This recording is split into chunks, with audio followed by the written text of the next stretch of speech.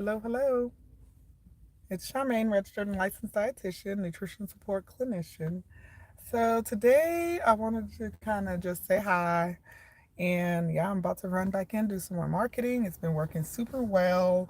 There's a high need out here in the Webster League City area for dietitians. So I am happy about that.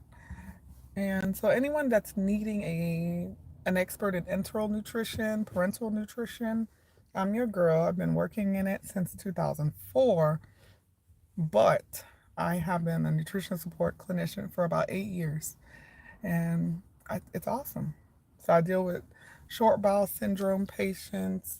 I also deal with patients who have head and neck cancers and they're needing a temporary tube feeding, etc.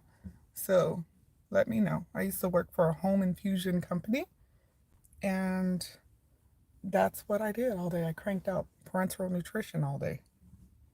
I hate wearing makeup when I wear whites because, oof. But anyway, hello, hello out there.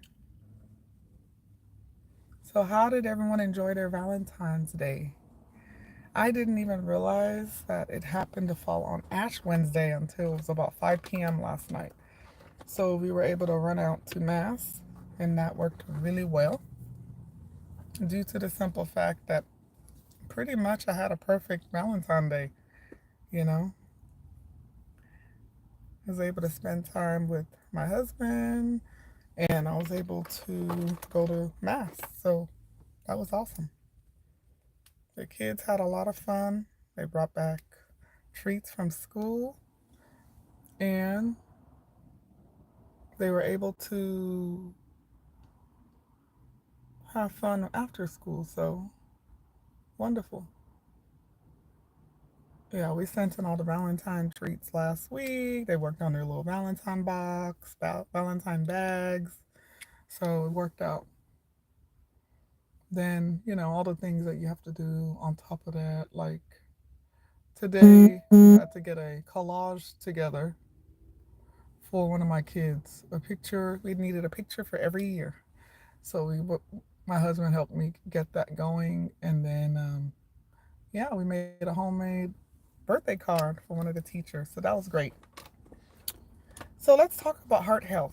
I think that that's a nice topic today just because we're wrapping up. It's kind of, I like to look at it as a love week, not just Valentine's Day, but heart health is pretty important due to the simple fact that the number one killer is heart disease and heart attacks, and this can be prevented. Even if you have a long line of folks who have passed away in your family from heart related disease, you can prevent this at least 60 to 70%. So, for example, if both your mom and dad passed away or your grandparents passed away from heart disease, you still have a solid percentage chance to prevent this. Okay, if you have a congenital disease or if you have something you were born with that's pretty critical, then that's going to decrease your chances of prevention. But there's still hope. But when it comes to nutrition related disease, very, very important to add your lifestyle into your medication regimen if you need medications. And then, of course, any other procedures or things that the doctor thinks that you need.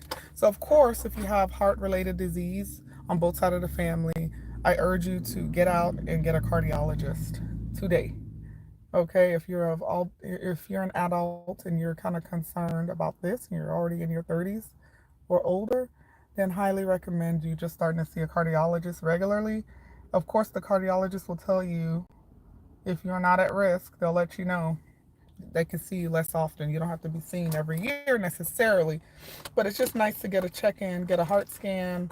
But anyway, your cardiologist is the expert there. Now, heart health diet. What is it? A heart healthy diet is a diet that is low in cholesterol, low in sodium, and low in fat. So, indeed, it's something that all of us could be focusing on if we are at risk.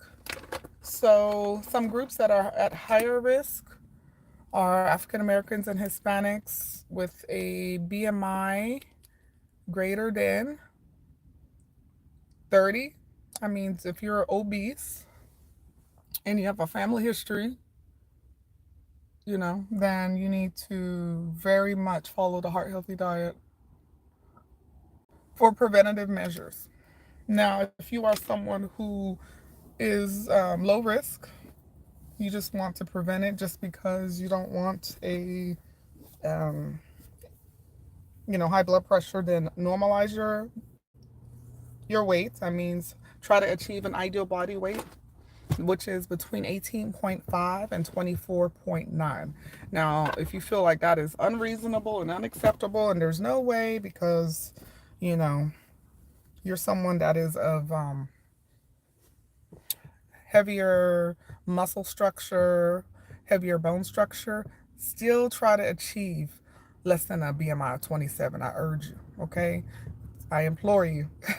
And I have several reasons for that. If you've followed me and looked at any other videos, then you would be able to understand the reasoning why people of color, African Americans, really do need to achieve closer to an ideal body weight.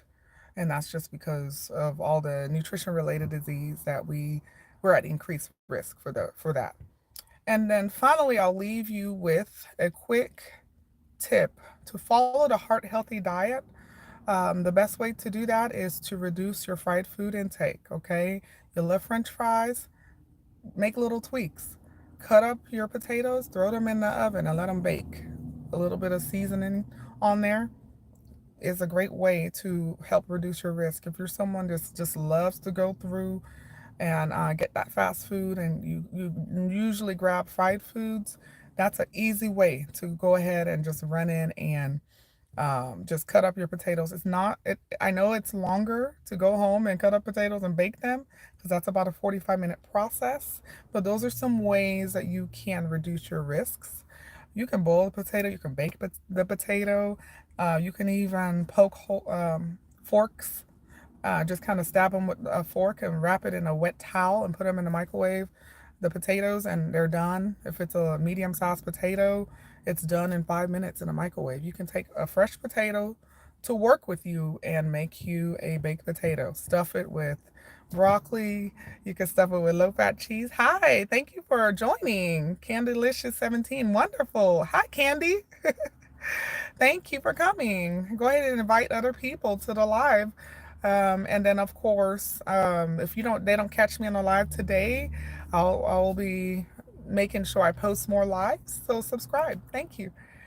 And also just making sure that you're following a low fat diet. So when for example, if you're in love with yogurt and you tend to get yogurts that are a little more sugary and are higher fat, then try to go more for Greek yogurt and try to go for that reduced sugar yogurt, or just mix the two. So if you're someone that has a huge taste aversion to foods that are not sweet, I get it. I'm with you. But just that plain Greek yogurt is a great thing to have in the house for several reasons. You can use it as an alternative to sour cream.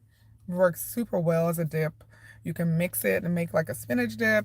You can just even use it in bread making, baking, and then of course take that as your base for like a parfait and add on to that. Add like a spoonful or two of the sweeter yogurt. So that way you're kind of weaning yourself off of that older lifestyle where you used to eat very sweet yogurts and then just go to the unsweetened yogurt. Okay.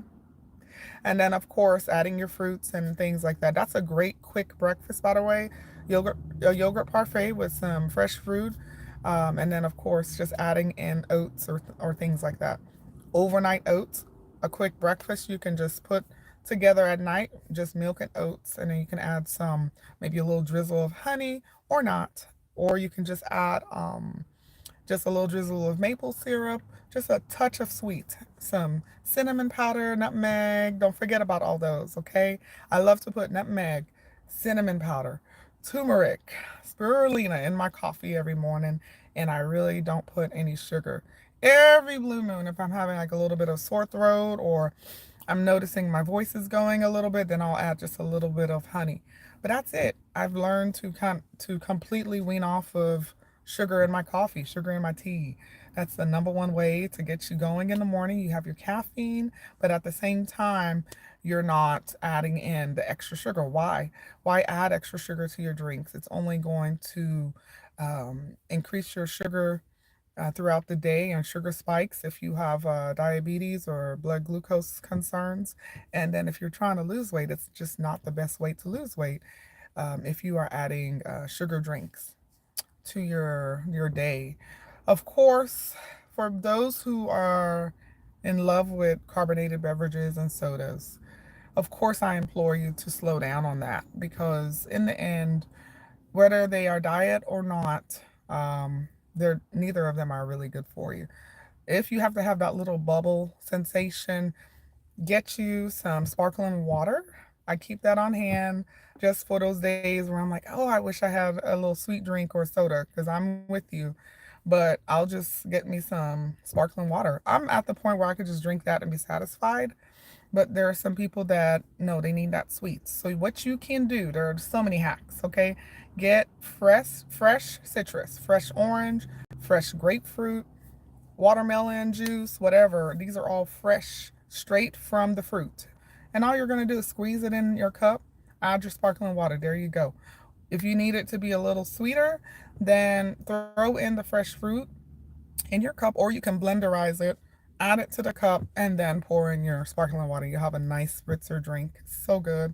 And then, of course, if you're really not there yet and you're like, oh, that just sounds very hard to do, you can add a little bit of fruit juice, like cranberry juice.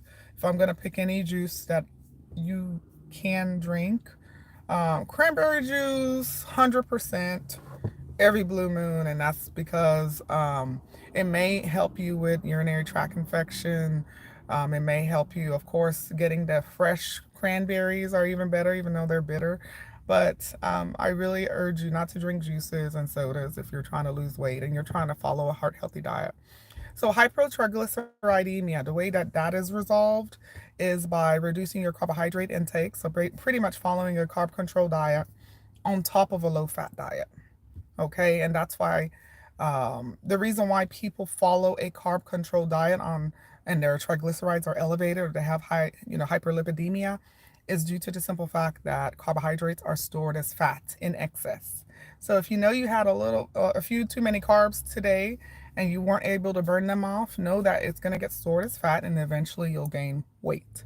So that's a good way. And then, of course, cholesterol. So cholesterol foods are from animal derivatives. So milk, very little cholesterol, but the meat from the cow, then that is a high cholesterol food.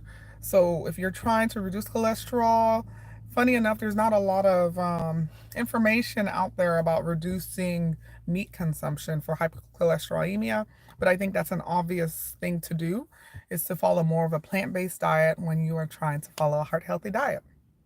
Okay. Thank you for joining today. We'll do more lives and eventually maybe we'll get on a more regular schedule so you'll be able to predict when I'll be on. All right, take care and you have a great day. Thank you, Candelicious.